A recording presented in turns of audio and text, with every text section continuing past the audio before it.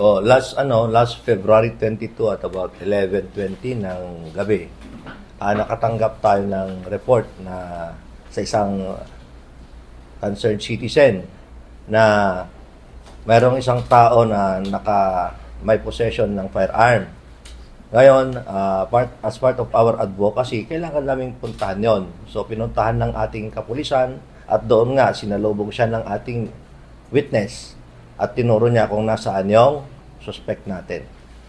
Ngayon naman, ang ating kapulisan naman, para hindi naman mabulabog yung suspect, pinuntahan muna, minikutan muna para hindi makalata. At nang makalapit na sila, nakita nga nila na may baril. Kaya agad nila itong sinunggaban.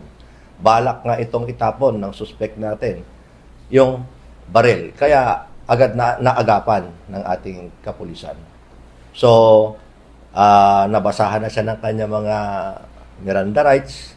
Lahat naman ginawa na ng ating kapulisan, dinala rin dito sa station, pinilahan natin ng kaso at yun nga, na-inquest yung kaso. Pero sa ngayon, nag-contract kahapon, nag-post siya ng bail for his temporary liberty.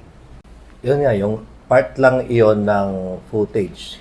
Kasi pag yun lang, part na yun ang titingnan mo, magkakaroon ka ng ibang impression. Pero pag pinanood mo yung buong video, doon mo makikita yung totoong kwento.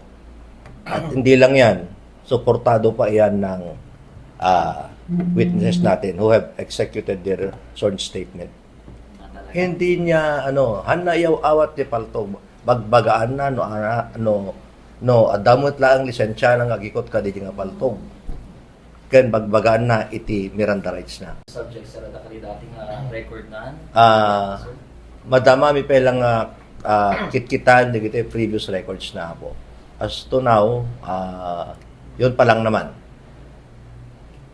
Sir, at mensahe Parang mapunduan, itinayon nga body-worn camera si tunggal PNP personnel sa Tiloa. Ket no data iti maidawat apo akit na saya at launa itadakkel at tulong para kanyang PNP. So dito nga